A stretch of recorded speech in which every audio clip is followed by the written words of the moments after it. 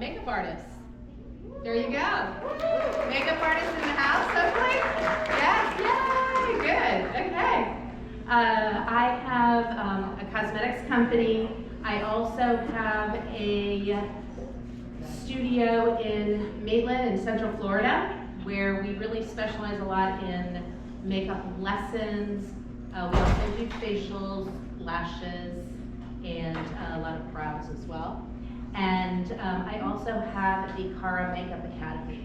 So that is for people that want to become makeup artists. And so that is one of my pure passion. I love to really help others succeed. We've had a wonderful, plethora of people here that have so much experience and that have shared, so it's nice to be here.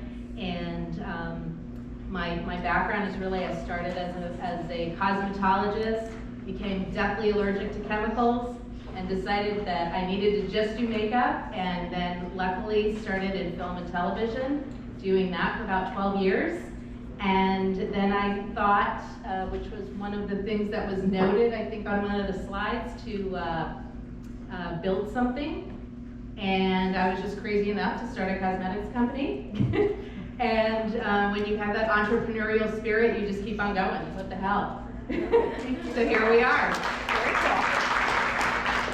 And there we go. Thank you. Hello, everyone. My name is Andrea Coriolan. I am a licensed esthetician here in Orlando, Florida. I specialize in corrective skincare and acne.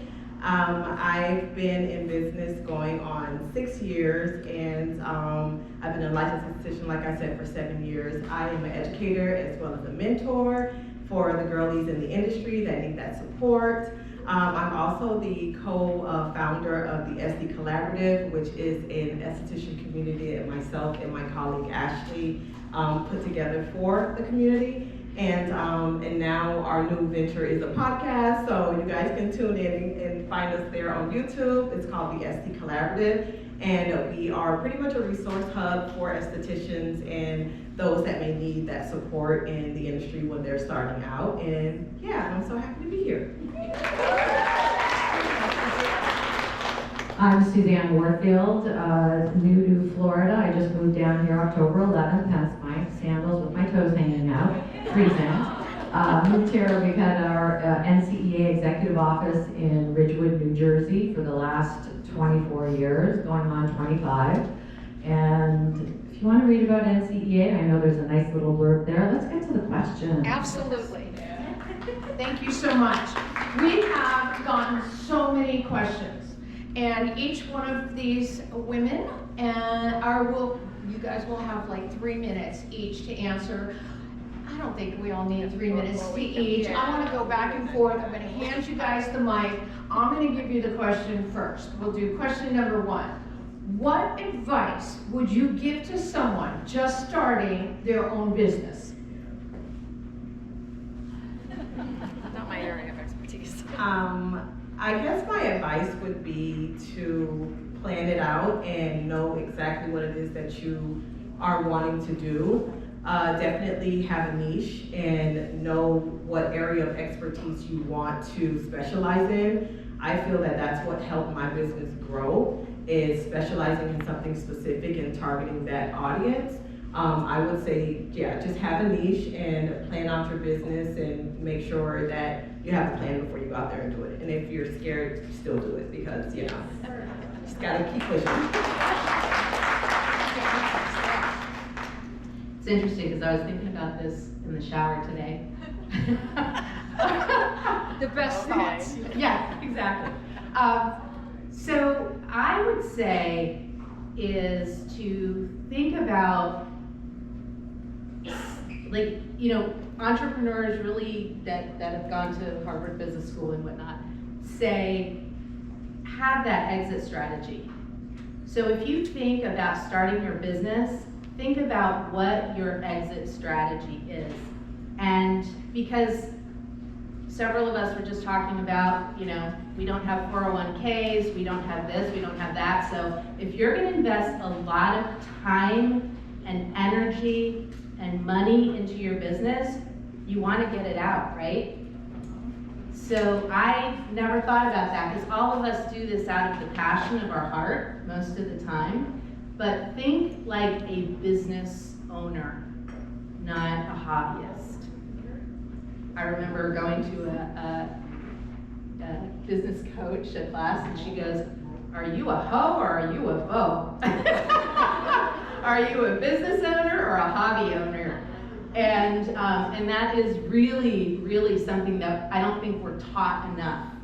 Too many people go to school. I know I just met a lady here today. They tell you to go straight out and rent a space. You don't have a clientele. That's like killing yourself. The hardest thing to do is to get a clientele. So that would be my advice to you. If I knew that when I started, I'd probably go work for someone. Thank you. Okay, this is along the same lines. How do you deal with fear and doubt? You can do that.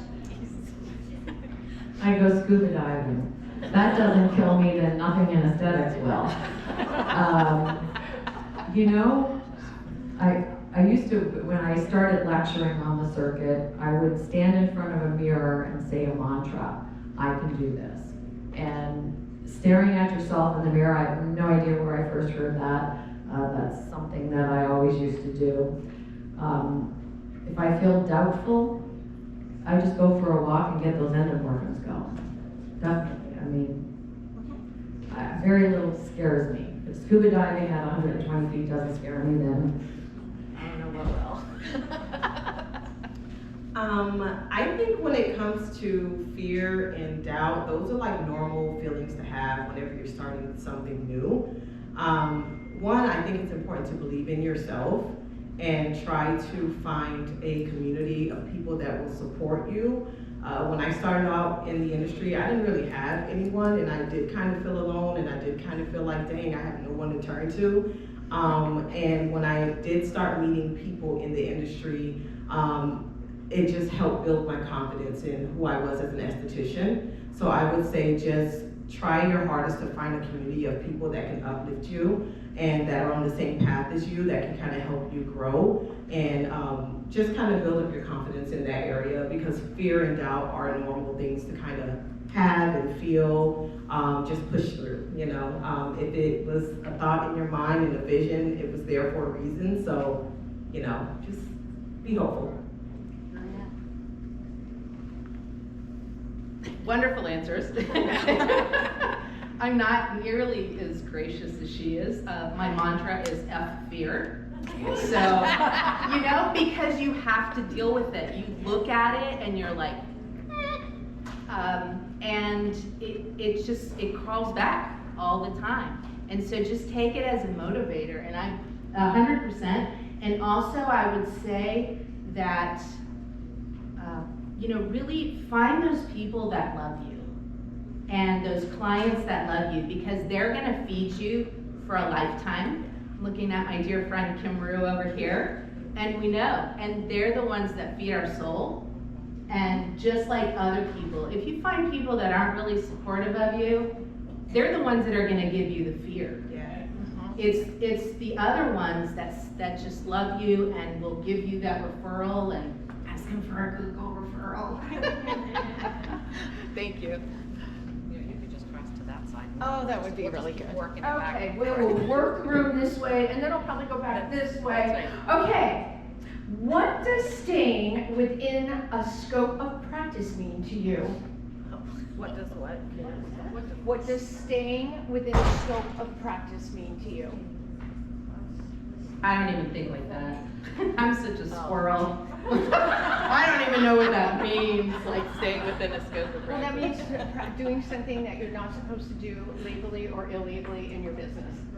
Oh. Scope of practice, like what an esthetician, like as estheticians, we're because of our license, we're only licensed to do certain things. Uh-huh. What does that mean to stay in your scope with what you do? Well, that means hopefully not getting sued. I mean, that would be number one. You want a good insurance policy. And you know what? I believe in just being honest. Being honest and doing what's right. Yeah. and try to stay away from the IRS getting on it. I'm gonna say first, make sure you have some good insurance, like ASCP over there, you know, you have some coverage. And secondly, I think that is so scary. There are estheticians in Orlando that's doing injections and 12 shots, and I'm like, we talk about it all the time, like, how are you not scared? I think you should stay away from anything that is not something you were taught in school. That's just my opinion. Because it's very scary out there, and you see people doing things that, you know, I now see estheticians doing laser hair removal because Aerolase is going around selling the machine, and it's like, you didn't even go to school to learn how to do that, but you're getting an in-house training from them. So if I didn't learn it in school, I'm not doing it. That's just my opinion. So finally, a question that's in my area of expertise. So with NCEA, our sole reason for existence is national standards, and on a monthly basis, I probably talk to 10 to 12 state regulatory boards and board members. So we spend a lot of time going over scope of practice, and I know there are ladies that are from Florida, I think someone said Georgia, Texas, so you know, we're set up that every single state is different. So just like a driver's license, if you go from New York City where you cannot do a right turn on red and go to New Jersey, you can do a right turn on red. So that is the analogy that we all need to understand for scope of practice as we move from state to state. Just because you were taught something in school doesn't really mean you can do it. There are things being taught in school, guest lecturers are coming in and speaking about things. Each and every one of you should be going to your state regulatory board website, downloading a copy of your law, reading it, underlining it. You should also be going through your rules and regulations. Then make sure you get on the listserv for your state. I think most states now have an e-alert system. You can sign up with your email. Hey, go to a board meeting. Learn how your field is regulated. At one point in time, just to give you an example, in California, which is a pretty big state, they only had 14 inspectors. So do you want to know how you get in trouble if you go outside your scope of practice? It's because you've either hurt someone or your competitor reported you. I do know for a fact that several state regulatory boards are looking at your social media. They now have trackers. They are seeing what your spa is doing and what you're not doing. And insurance, every single esthetician should have insurance. It is a requirement of the national certification. But one small caveat, if you are doing something outside of your legal scope of practice, 9 times out of 10, your insurance won't cover you. So, thank you for that question. Thank you. Can I add one more thing to that? I also want to just say, do your business legally. Don't do it in your house, in your back shed, in your not paying taxes. Makeup artists always, you know, with the cash under the table. That's one of the reasons why they wanted to deregulate cosmetology in the state of Florida, is because people don't declare what they earn, and it looks like the average is about $15,000 to $17,000 a year. And this was told to me from an owner of a school. And so we don't understand how these things affect, and we're diminishing our own credibility and standard. So I'm really an advocate of, you know, do it right. Invest in yourself. All of us are investing in ourselves, and thank you for being here. But I just needed to add that component to, let's stick together. Thank you. Where do we find the board? Thank you. You can find your board on your website for the state, like Florida has state board, .gov, Barbara or something. Yeah. You know, and I Google can, it. yeah, Google Google it. it. And I can tell you, I'm in California, and we have less than 14, and it is a big state, but what they do in California is they just show up at your door. And if you're in the middle of doing somebody, you have to stop everything. And, you know, I have always been afraid of state board until I realized if I'm doing it right, I have nothing to be afraid of. So if you're doing it right and they come into your place, I don't know, do they do that in Florida as well? They stop in. Okay, so, you know, I'm gonna say this, they haven't been there for, I think, 5 years, so that means they'll show up on Tuesday morning, I'm sure. But you know, seriously, if you're doing it right and you're following, and the rules and regulations, and sometimes we forget about some of that. I forgot some of the paperwork that needed to be done, and I got a notice, and I read everything, and I'm like, oh, I don't have that up. You want it up because violations are costly. Even if it's 50, but if you have 50 times 4 things that you didn't post on your wall, so that's that. Can I add something Yes. real quick with that? When it comes to inspectors, these are gubernatorial appointees. That means they are buddies of the governor. They can be ex-cops, they can be ex-military, they can be, you know, ex-friends that are now being appointed as inspectors. It's very, very rare to find an inspector who's actually an esthetician. So they have checklists, and again, check on your state board website. Some states actually do have a checklist of an inspector that when they come in, that's what they're inspecting. Be gracious, show them what they want to be, you know, seeing, and you're given a time period to make the corrections, and you can make the corrections and hopefully avoid a fine. Thank you. Okay, do you have a set routine that you follow each day? Do you have a set routine? A set routine, yes, I get up while I'm still naked, because I sleep naked. I give my dog a hug, and then I roll out of bed. I'm sorry, is that what you were asking? Absolutely. It's kind of like what Sean was talking about. What do we do? After we finish our hugs, then I go make a coffee. He stays in bed. I'm a German short hair pointer. He's about 75 pounds, so we can do a good hug. And then I go make my coffee, and then I turn on the news, and then I grab my coffee and I come back to my computer. So realizing I'm not working as an esthetician anymore, my role is solely management. I usually between 7:15 and 9 o'clock, I've already done all our financials, checked our orders, verified payments coming in and out of my account, and make my to-do list for the rest of the day. Okay, first thing I do when I wake up in the morning is I pray. I start my day off with prayer, that's just what I do. And then I would work out if I have the energy to do that.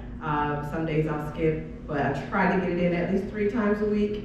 Have my cup of tea, and then I make my way to work. I stop at Starbucks because I'm addicted, and I am, it's so bad. And when I get to work, I fold my laundry, I do my towels, and I pull out all the towels I need for the day, set my bed, look at what my schedule list is for the day as far as treatment goes, and I get started with my day.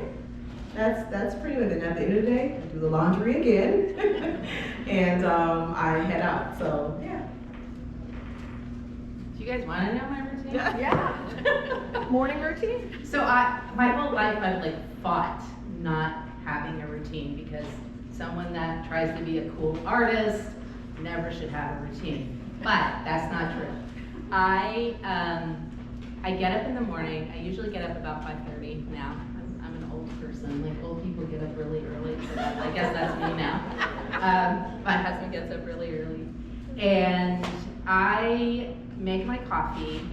And I like to kind of organize the house. I think that kind of gives me a little bit of my clarity. I like to do some yoga, or I'm getting back into working out because I've been slacking on that a little bit. And then I kind of like to have a little bit of my time, and then I will go to work. One of the best things that we've done is to have the 9:15 meeting, just a little powwow, so we're all on the same, you know, schedule, or not the same schedule, but, you know, that we all know what we're doing. And then we get to work and hopefully have a beautiful day and provide wonderful services to our clients. Yeah, Thank you. thank you. Okay, here's another one. I had a client take her picture, download it to GPT, and got a breakdown of what she should do for skincare. How do we as estheticians compete with AI? Whoa. Wow. Okay, this, oh man, where do I go with this? How old was this person? That's what I'd like to There's know. a lot of unknowns. Yeah. I don't know You know, if we can first of all, scientifically answer this I question. don't know because this was a question that was submitted asked about this the question? AI. Who asked this question? I did. Give us some, give us some parameters, ma'am. I actually had a member that had this. There you go, Denise. Take it over. So I actually had a member call me last week and say, I had one of my clients, she uploaded her picture into ChatGPT and it brought up all her skin issues, what she should be using, what she should be doing, morning and night. How do I compete? Okay, I'm ready. Okay? Go ahead, you go. So, I'll answer, and this is what I told her, I was like, we are always going to have to embrace technology. So you either can fight it, or you can go under, because this is going to be, I don't want to say a challenge, this is something we have to embrace. I would say, you know what, give me that protocol, let's see where we can tweak it to make certain that it is absolutely best for your skin. Would you do this? Okay? Would you send a picture, upload of your hoo-ha to ChatGPT and do what it says? Why would you trust the same with your face? And that's usually they'll go, oh, I didn't think about that. But if you bring it down to here, they're going to listen and learn. Or they'll submit a picture. Or they'll submit a picture and say, can you wax this? Absolutely. But again, don't be afraid of AI. Just go above and beyond. And AI will never take your hands away. Okay? Your healing comes in your hands and your touch. That is why in the hospital, they have people go in to work with the premature babies. We heal mind, body, spirit. So again, don't be afraid of it, but embrace it and take it to the next level. Because at the end of the day, you are the professionals. Right. Okay, what are we gonna say? Nothing, I think you sealed the deal. Got it? Next No, question. Denise, I was gonna, I think there was something that we were talking about before, but I think the key is for us to really educate our client and to build that relationship. And that, I mean, yeah, well, there are probably people dating AI robots. I think there are for sure. But, you know, that's a whole other question. I'm not intimidated by AI at all, especially with giving skincare advice, because to me, I feel like it's the same as a client saying, well, I seen this on TikTok, and this person said that they have the same skin as me, and it's like, well, yeah, what works for them may not work for you. So, you know, if you trust me as your esthetician and I've been working on your skin, then I would, you know, expect that you would trust my expertise on what I feel your skin needs versus what AI said, you know, or what TikTok said. So yeah, I wouldn't worry about AI when it comes to giving skincare advice. Yeah. She's not your client. Exactly, thank you. Okay, here's another one. I'm gonna do both of these because these are two questions. how do you define a successful esthetician? And what's one piece of advice you would give to an esthetician that may be underrated? Now, I'm not sure what underrated means, but how about that? Underrated advice. Huh? Your most underrated advice Okay. for estheticians. Okay. I'm gonna pass that one over. Yeah, she's really the What was only the first practicing question? I'm sorry. esthetician. How do you define a successful esthetician? Okay, so I'm not the type of person that sees someone with a huge following and just automatically say that they're successful, right? I think what makes an esthetician successful is their knowledge, educating and how they are able to guide their clients and let them know about ingredients or whatever the case is. I don't think it's always about following, because a lot of time your personality gets you the following. But I think that a successful esthetician is someone who knows their stuff, someone who can answer a question, who could, and not that you're gonna know everything, but is 100% confident in what it is that they're doing and is able to just guide you in the right direction. Great. Thank you. Okay, here's one of your lead. Why is aesthetic legislation so different across the country?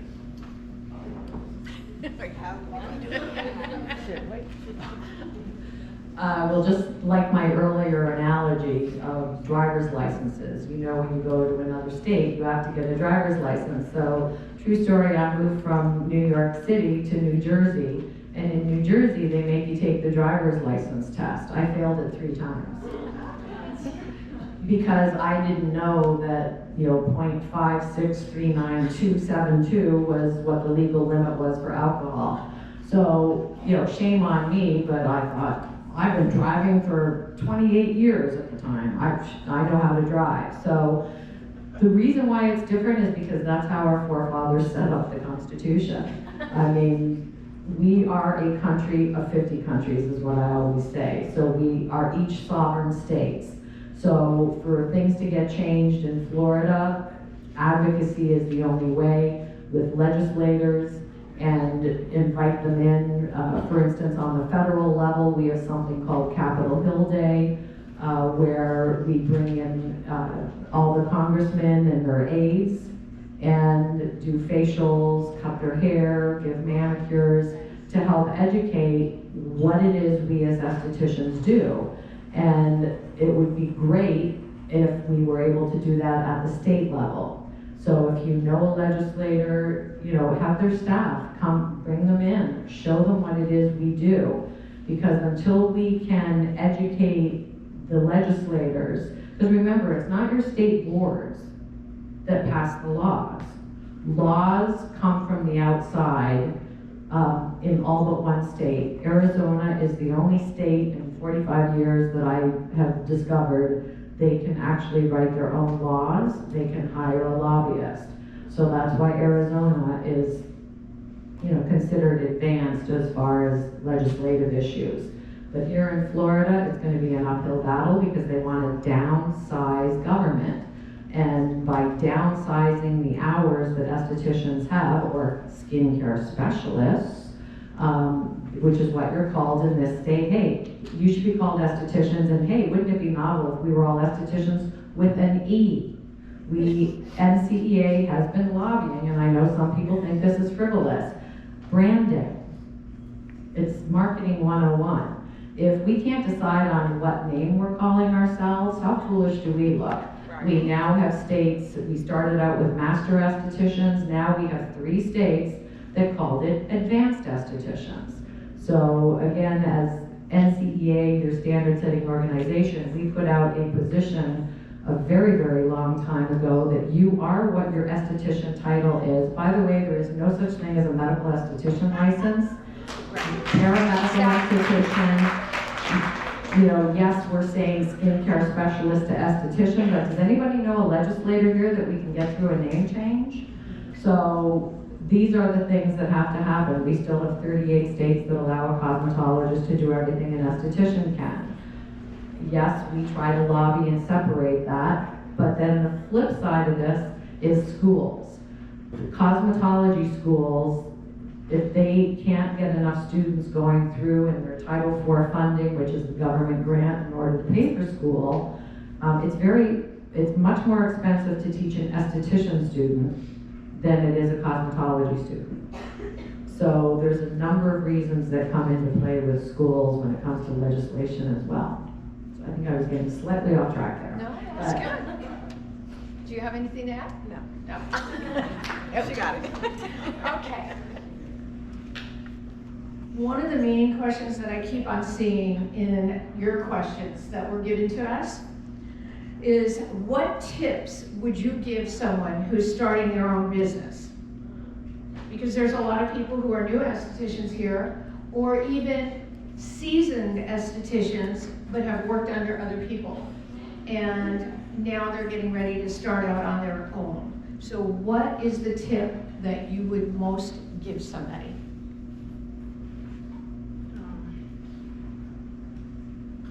For someone that's new, New, or if they're starting it, what is the tip you'd give someone who is starting their own business?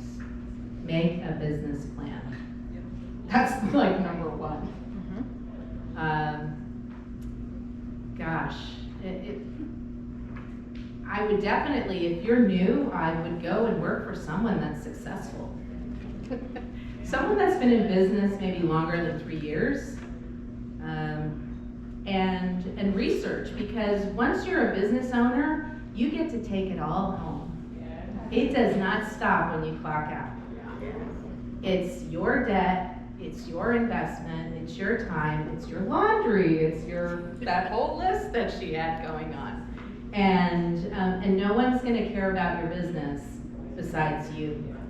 And I've kind of been in that place where you get resentful. Why don't they care? Why aren't they clean? Why aren't they, why are they stealing from me? I mean, there's just a gazillion things. So I would probably say do a personal assessment of what your personal qualifications are. Like, all right, I'm over this, and then you have to just remind yourself why you're doing it to begin with. So yeah, definitely get that business plan, do your due diligence, and make sure it's something that you're truly passionate about so that you can be successful in it. Yeah. Why do you want to have your own business in the first place? If I could tell you how many times I've heard estheticians say, well, they thought that working with the doctor was going to be so great. Well, he's only paying me $12 an hour. Well, what else are you getting? Are you getting any free procedures? I worked with a dermatologist in New York City for 13 and a half years. Is there a 401k, profit sharing?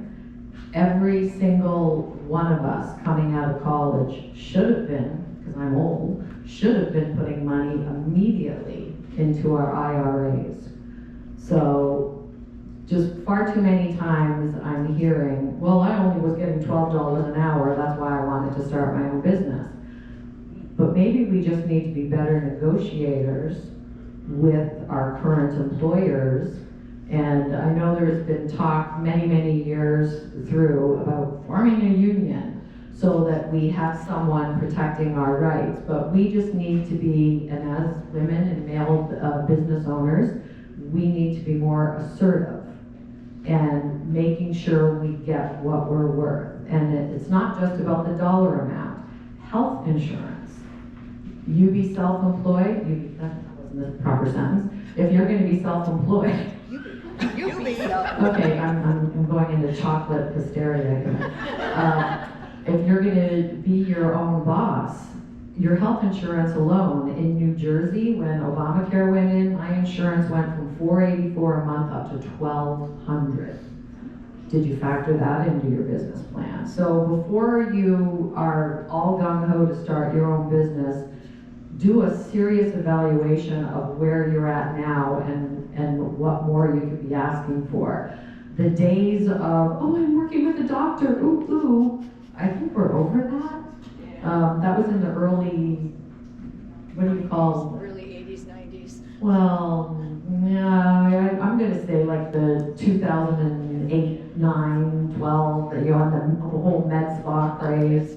Yeah, I mean, just look at what you're getting now and what more can you be asking for. Education. Do you have $1,000 to get educated? I'm gonna add a little, I'm sorry. I started my business, one of my businesses, but working on my own, May 2nd, 1980 at 3:30 in the afternoon. That's when I became my own boss. I was working for Liberty Mutual, and I was making a change of careers, and I didn't know that I was going to eventually be an esthetician. I definitely have, when I got my esthetician's license, I had mentors. And they told me about, I had to have disability insurance, not just one possibility of one policy. I had to have two policies because it needed to cover my rent, my mortgage in case I broke my hand.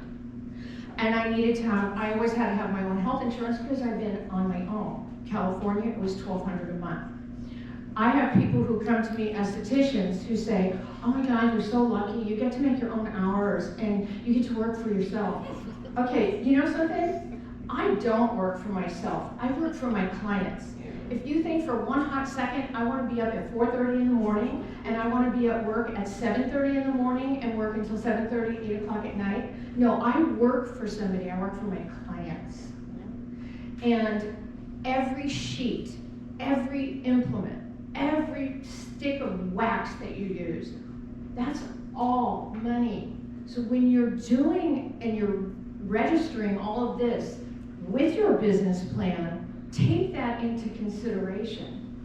Because those are all things that take away from that $100 or $250 facial.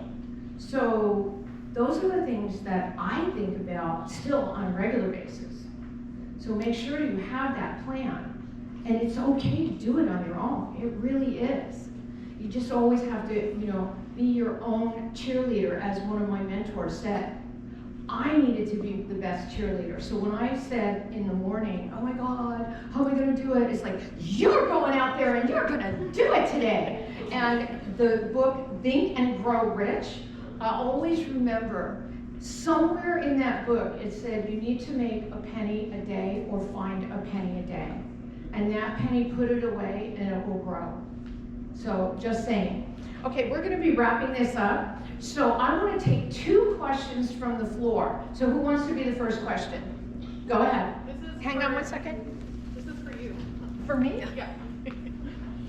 I think it's really impressive that you take so many clients a day. Do you have online booking and do you have an assistant?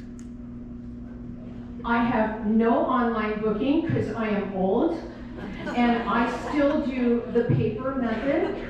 I've talked to numerous companies and they've looked at my books and they're like, that's going to cost a lot of money for you to set this up and to keep it going.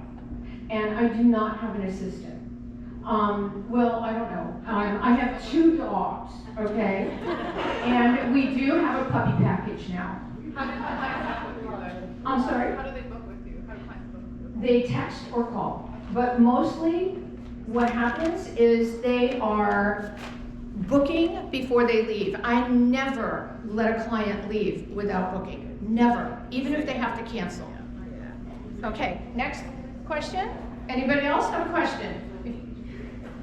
How do you keep so skinny?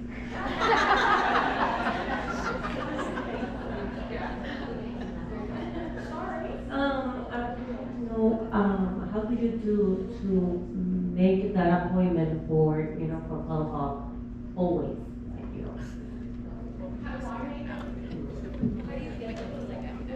How do I get them to rebook? I didn't know I was on the panel. Okay. How I get them to rebook is a knife. They're held at knife point, and if that doesn't work, it's a gun.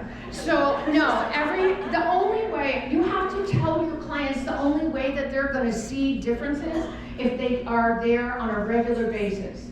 And their idea of a regular basis for a lot of people is once a year. And you cannot say that, and if they've only had one, when I do my intake, client intake is one of the most important things. If I do my intake and they've had 1 or 2 facials a year, I tell them, up it to 2 to 4 facials, and I also tell them, well, I don't have money. money. Okay, I tell them, get an envelope. And every week, instead of buying one Starbucks, take $5 and put it in an envelope. And within the end of a couple of months, they're gonna have 2 facials. Okay, one more, and then we're done.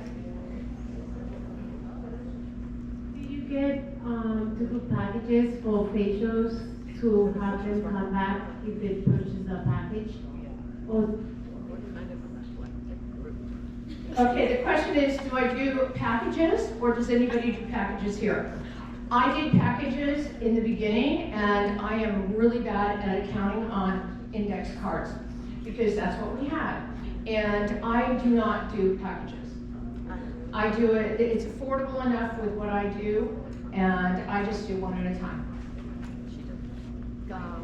Yes, I do packages, facial packages, wax packages. I use Vagaro. They have an easy system to put your packages in there. And the system keeps track for you on what number of service they're on and lets you know when they're out of services. So, yeah, and then I also just wanted to comment on the rebooking. I don't let a client leave without rebooking either. Like, every client rebooks before they walk out of my door. And a lot of times with, because I do corrective skin, I like to make sure that whatever facial I'm giving them, because I customize almost every single facial, even though I have my standard, but what I use is different per person, that whatever I'm using, they're gonna see a difference in their skin from that first facial.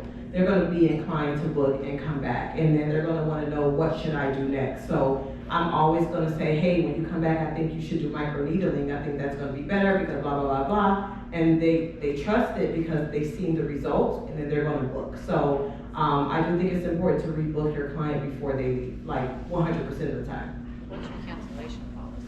My cancellation policy, they have 24 hours to cancel. If they cancel the same day or do a no call, no show, it's 100% of the cost of service. Yeah, I want all my money. Yeah, they're not gonna waste my time. I do the same thing. It's written on my business card, so there's no excuse. It's also on my website. And the only way that they can get past not paying is if they're sick. Because I'm a germaphobe, and I don't want anybody in who's sick. Yeah. I just wanted to leave you guys with one thing, because I hear, like, you know, trading dollars for services kind of thing, is really look at as much as you generate in services, is make that your goal to generate in retail. Absolutely. Because that will help you make so much more money, and your clients are going to not only get better results, but then they're also, you're making a lot more money, and you're not trading time for dollars. There's only so many hours in the day. I don't know how the hell you do 40 services, but that's you. And you've been at it for a long time. She does a lot of add-ons. Yeah. Am I right? No, it's all part of. Well, it's part of, right. It's all part of. It's not a basic facial. You No, add it's, in I've a bunch of added stuff. everything in. Yeah, she's not seeing 40 clients No, I am a day. seeing 40 clients a day. Oh, no, I see don't 40 know how you clients a day. physically. I'll show you my website. That's a whole other master class that you guys can take from her, because we all want to know. Again, if you were sick, you wouldn't be able to do them, right? Exactly. Yes. And when we had COVID, and I had to miss out, or I had to go to the emergency room this year, it took me 4 weeks for one day of missing out to get these people back in. So I can't get sick, can't get hurt. So I'm really big at, because of makeup artistry, of course, you don't get your makeup done once a month. So normally we do a lot of makeup lessons, clients come in, they spend about $500 with their service. So I'm really big in our studio about retailing, but that is the key to really having a business that can help you. And there's so many businesses now, and I noticed one of the other companies as well, is that you don't even have to carry inventory, that you can place your orders. That's what we do with my company. You can place orders, and we ship it to your clients. So think about that. And that's really something that COVID created, and you have to look at other sources of revenue, because again, competing with AI influencers, all of this other nonsense, it will not replace our human energy and touch. And we need to keep that, you know, with our clients and in our profession. But I just wanted to add that, so just a Thank little piece to think about. And would you like to have your closing thought? Go ahead. I just want to encourage all of the new estheticians and ones that are in the industry that tend to get discouraged with new trends and the different things that are going on around you to just stay focused and believe in yourself, stay encouraged, and try to find people that will pour positivity into you, and you will succeed.